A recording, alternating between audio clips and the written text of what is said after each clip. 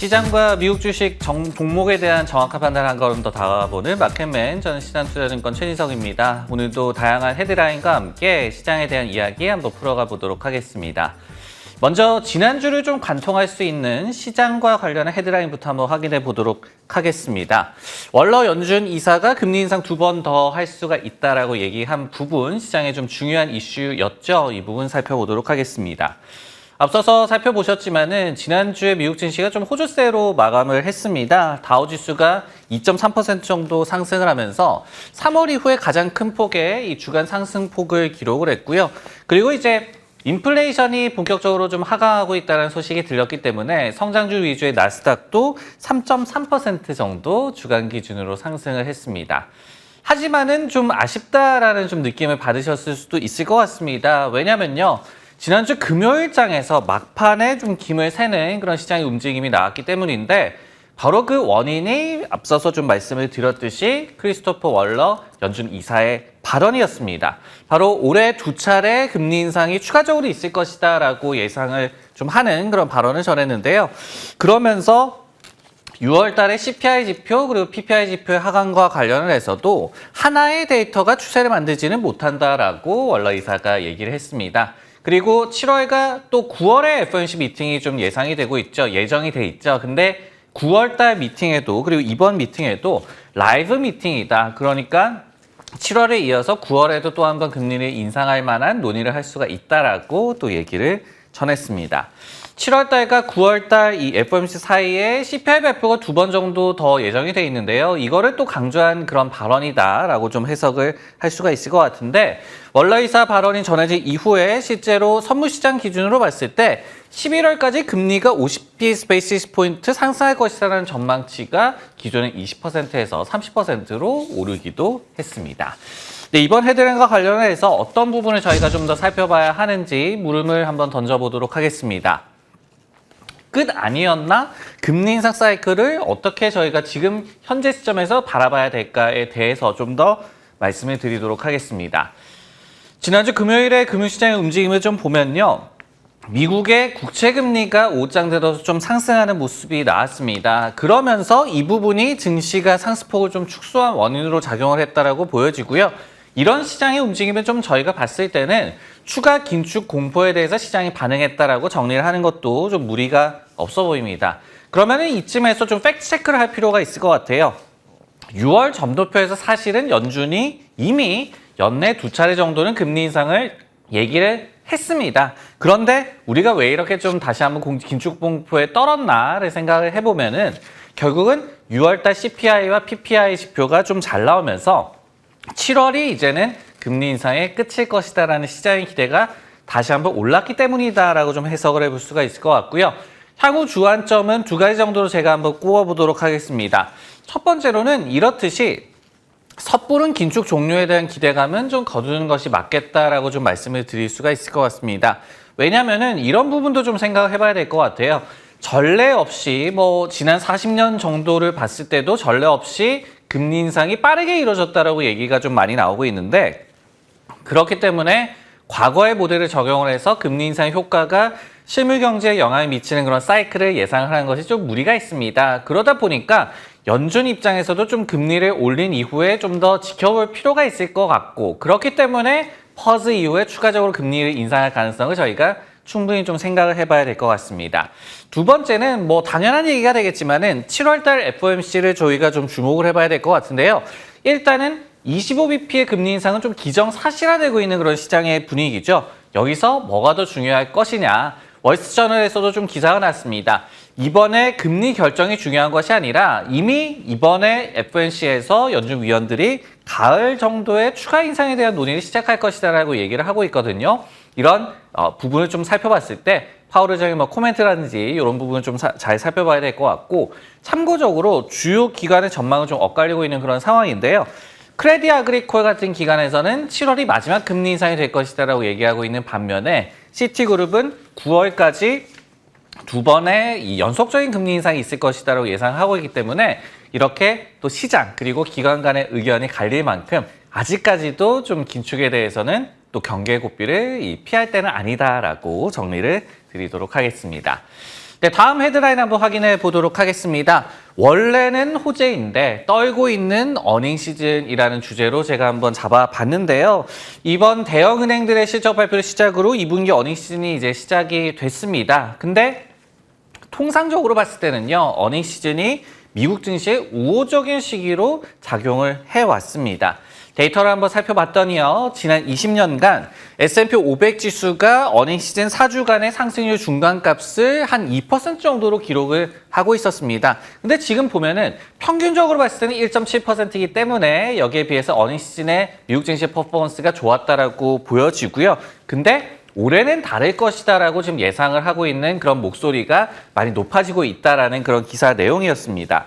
관련을 해서 UBS 같은 경우에는요, 시장이 펀더멘털을 앞서가고 있었다. 그렇기 때문에 이번 어닝 시즌이 뉴스에 팔아라는 격언이 적용이 되는 그런 시즌이 될 것이다라고 예상을 하고 있고요. 그리고 도이체방크에서도 역시 랠리가 펀더멘털에 선행되었다라고 좀 경고를 하고 있는 상황입니다.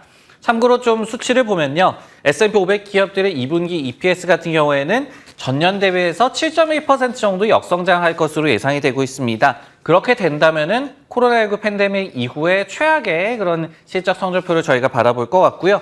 여기에 더해서 시장의 밸류에이션 지표, 포워드 PI 같은 경우에는 19배 정도로 좀 형성이 되고 있으면서 지난 3년 평균 그리고 5년 평균 대비해서도 증시 밸류에이션도 조금은 고평가된 상황이 지속이 되고 있습니다.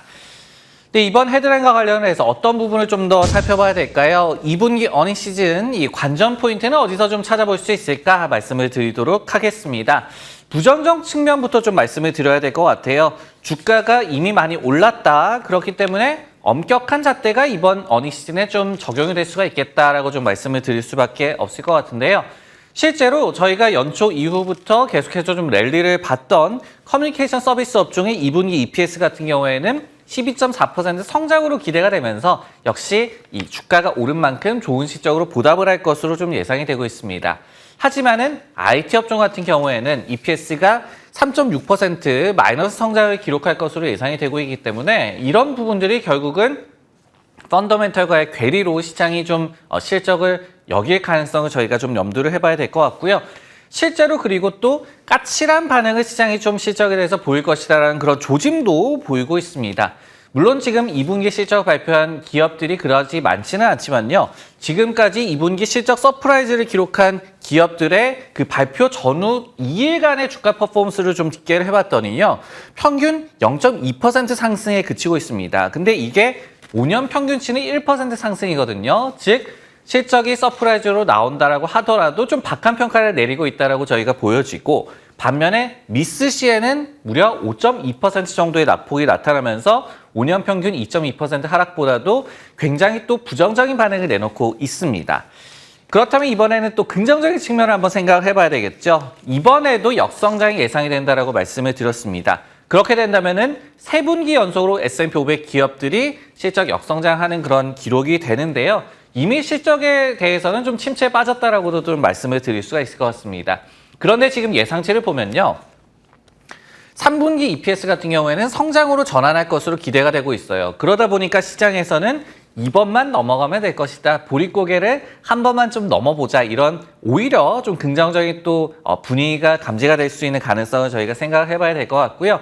실제로 지금 시장의 또 퍼포먼스를 보면은 5월 말 이후에는 S&P 500 11개 업종이 모두 다 상승세를 좀 기록을 하고 있는 그런 상황입니다.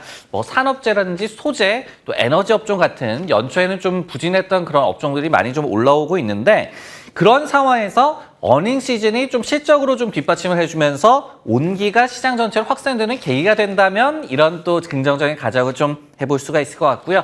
그렇게 된다고 한다면은 연초 이후에 주식형 자금이 약간 900억 달러 정도 유출돼 있다라는 그런 리퍼의 데이터가 나와 있는데 이런 대기 자금들이 돌아올 가능성도 긍정적인 쪽에서는 좀 염두를 해봐야 될 것 같습니다. 네, 마지막으로는 미국 주식 종목과 관련한 헤드라인 한번 살펴보도록 하겠습니다. 유나이티드 헬스케어가 호실적에 7% 급등했다는 내용 한번 살펴보도록 하겠습니다. 금요일 날 단연 좀 돋보였던 종목이었죠. 유나이티드 헬스 그룹이 이 분기 매출과 EPS가 모두 좀 컨센서스 상회하는 굉장히 좋은 실적을 이번에 발표를 하면서 주가가 무려 7%나 급등을 했습니다. 여기에 더해서 연간 이익 가이던스의 하단도 소폭 상향 조정을 하면서 시장이 좀 환호를 했다라고 좀 정리를 해볼 수가 있을 것 같은데요. 특히 비용 증가 속에서도 실적이 선방을 했다라는데 좀 좋은 점수를 내렸던 것 같습니다. 가입자들로부터 받는 이 보험료 대비해서 실제 의료 비용 청구 비용, 이 MCR이라고 이 업계에서는 좀 지표를 얘기를 하는데요. 이 비율이 83.2%로 나왔습니다. 그러면서 전년 대비해서는 물론 약간 2% 정도 상승하는 그런 모습이 나왔어요. 하지만은 예상치의 이 83.3%보다는 좀 양호한 그런 비용 수치가 나왔기 때문에 이 부분에도 시장이 좀 안도를 했다라고 보여지고요. 참고로 이것과 관련해서 사측에서는 고령층의 외래 진료가 좀 수요가 늘어난 영향이다라고 또 설명을 하기도 했습니다. 네, 이 종목과 관련해서 어떤 부분을 좀 더 살펴봐야 될까요? 이 다른 물음을 던져보도록 하겠습니다. 앞서도 좀 말씀을 드렸듯이 증시 전체에 좀 밸류에이션이 높아져 있는 상황입니다. 그런 가운데 의료보험 관련주가 과연 기회를 줄 수 있을 것이냐 좀 더 살펴보도록 하겠습니다. 헬스케어는요, 지금 보면은 유틸리티 그리고 에너지 업종과 함께 올해 들어서 특히 좀 부진한 업종으로 좀 묶어볼 수가 있을 것 같습니다. 그리고 5월 말 이후에 S&P 500 지수를 구성하는 11개 업종이 모두 다 오르고 있다라고 말씀을 드렸는데 그 중에서도 헬스케어 업종은 상승폭이 가장 적기 때문에 아직까지는 좀 힘을 못 받고 있다라고 말씀을 드릴 수가 있을 것 같습니다.